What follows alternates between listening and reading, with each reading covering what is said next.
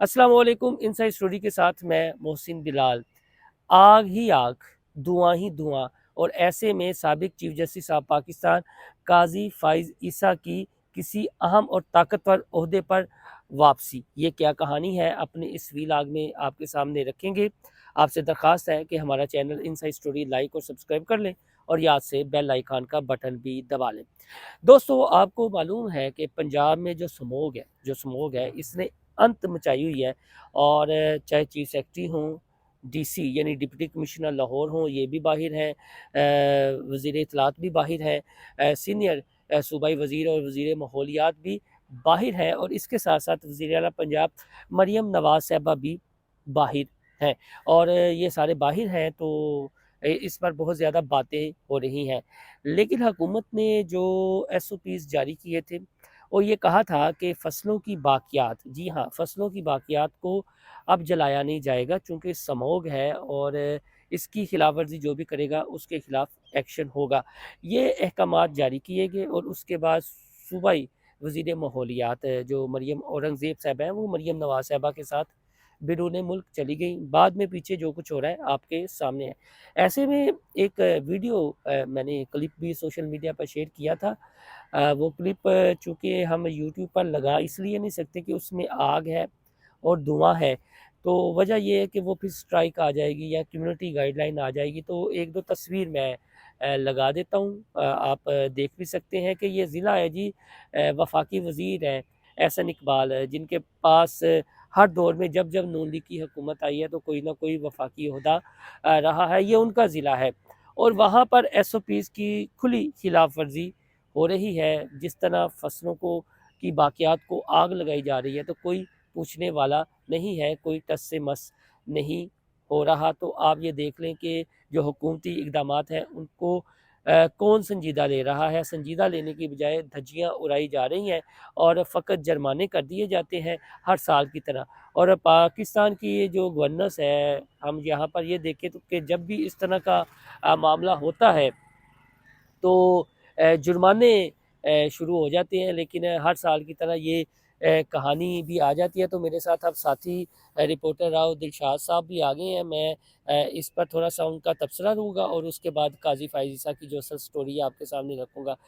भाईजान, महकमा माहौलियात, वज़ीर आला पंजाब सारे अच्छा, बाहिर। पहले तो आप अपना ना वो तलफ़्फ़ुज़ ठीक कर लें। महकमा माहौलियात नहीं है, ये महकमा मखौलियात है। आहो, और ओके। महकमा मखौलियात के हवाले से हम ये देख रहे हैं कि स्मोक की सीज़न में बताया ये जाता है कि हम 8 माह से बड़ी तग-ओ-दो कर रहे हैं। हाँ, और बड़ी तग-ओ-दो का नतीजा ये है कि तारीख़ में इतनी स्मोक जो है वो रिपोर्ट नहीं हुई। नहीं आप हुई। भी रिपोर्ट कर रहे हैं और हम भी कर रहे हैं। ख़ास तौर पर आखिरी जो डेकेड है, इसकी मुकम्मल तौर पर अगर हम देखें तो इसके लिए जो इक़दामात उठाए गए वो भी हमने रिपोर्ट किए हैं।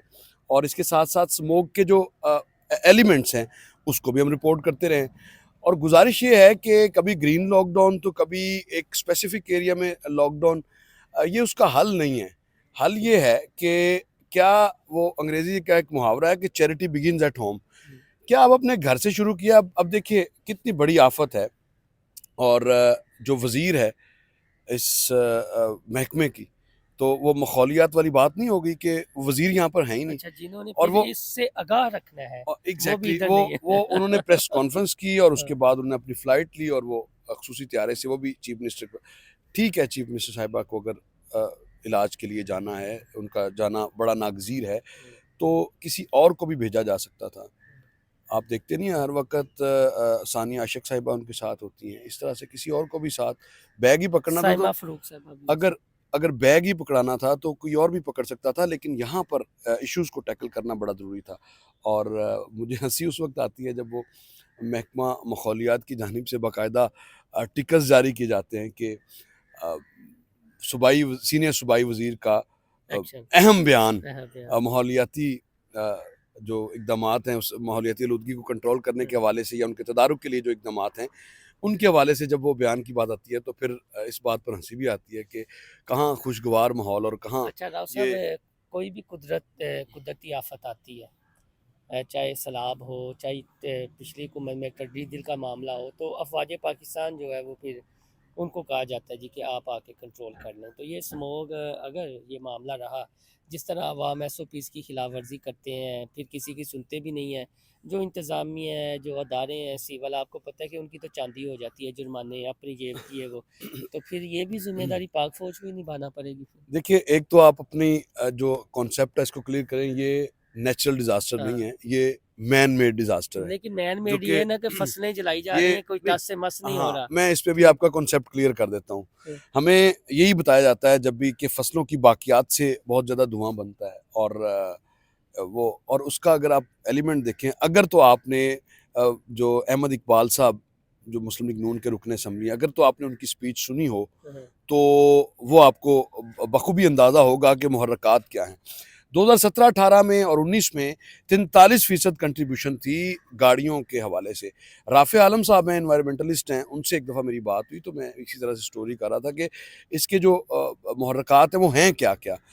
तो उस पर उस वक़्त की जो जो रिपोर्ट थी उसके मुताबिक 43% जो कंट्रीब्यूशन थी वो गाड़ियों की थी, और अहमद इकबाल साहब ने उस दिन कहा है कि 84%। अब मुझे नहीं पता वो किसको अहमद इकबाल साहब, एहसन इकबाल जी, की एहसन इकबाल अच्छा, साहब मैं के उनकी बात साहबजादे, वो वो नारोवाल में तो एग्ज़ैक्टली। ऐसे फसलें जलाई जा रही हैं। और हर जगह पर इसी हाँ, तरह, और वो यही कह रहे हैं हाँ। कि आप फसलों के पीछे पड़े हैं, जो नाकस फ्यूल का आप इस्तेमाल कर रहे हैं, जो कुवैत से और दीगर जो ममालिक से आप फ्यूल इस्तेमाल कर रहे हैं, वो एक बुनियादी देखें, हर सबसे हर ज़्यादा जो हर डिवीज़न पार्टिकल्स की, हैं, हर शहर की सबसे ज़्यादा जो अपनी-अपनी, हाँ, पार्टिकल्स हैं, मैं वो एक पेट्रोल मैं जो लास्ट नाकस इस्तेमाल में करने से। समझा हूँ, फिर हम फ़ौज पे भी आएँगे।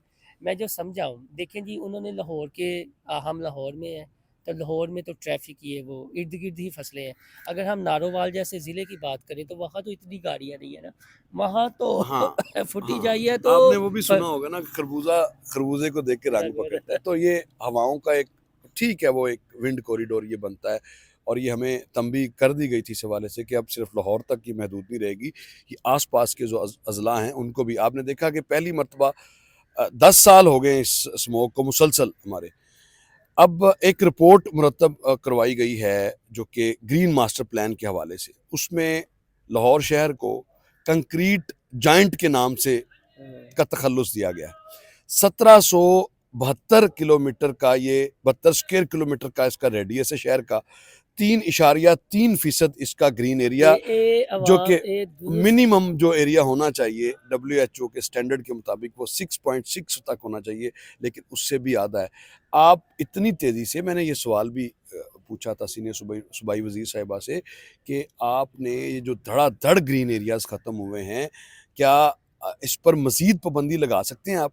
और आप मेरी बात लिख लें, अगर आप आज ये फ़ैसला नहीं करेंगे कि मज़ीद जो हाउसिंग सोसाइटीज़ हैं, उनको ख़त्म करके आप क्यों नहीं अपलिफ्ट करते शहरों को? अच्छा, क्यों ये नहीं बताएँ, जो हाई राइज़ मैंने बिल्डिंग की नुक्ता तरफ उठाया है जाते? कि अगर ये सिविल इंतज़ामिया या जो हुकूमत है, तो फिर जो गाड़ियाँ भी अगर कंट्रोल नहीं होनी, ट्रैफ़िक तो हल तो एक ही बचता है ना फिर।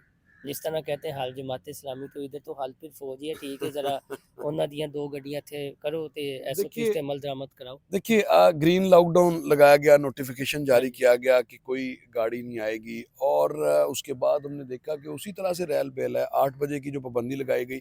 अच्छा, इसमें हम बात करते हो वक़्त जहाँ जहाँ हुकूमत की नाअहली या गफ़लत को अय्यां करते हैं, ये बात आपको मानना पड़ेगी कि ये हमारे अपने रवैये भी जो हैं, वो भी इसमें उनकी कंट्रीब्यूशन भी ज़रूर है। मैं बिल्कुल, मिसाल के तौर पे ₹700 का जो बाइक का, 16 लाख बाइक्स चल रही हैं आपके शहर में, हुँ, और 13 लाख से 13 से 15 लाख गाड़ियाँ चल रही हैं शहर में, जो शहर में घूमती रहती हैं। जो यहाँ से गुज़र के जाती हैं, वो उनकी अलग। तादाद 2.5 से 3 लाख उनकी तादाद है। और आप अंदाज़ा लगा लें कि अगर इतनी गाड़ियाँ 30 लाख के करीब, 1 लीटर अगर एक वक़्त में ये 30 लाख गाड़ियाँ या 25 लाख गाड़ियाँ चलती हों, तो 1 लीटर के आपको अंदाज़ा है कि कितने जो स्मोक के पार्टिकल्स हैं वो आप हवा में छोड़ते हैं।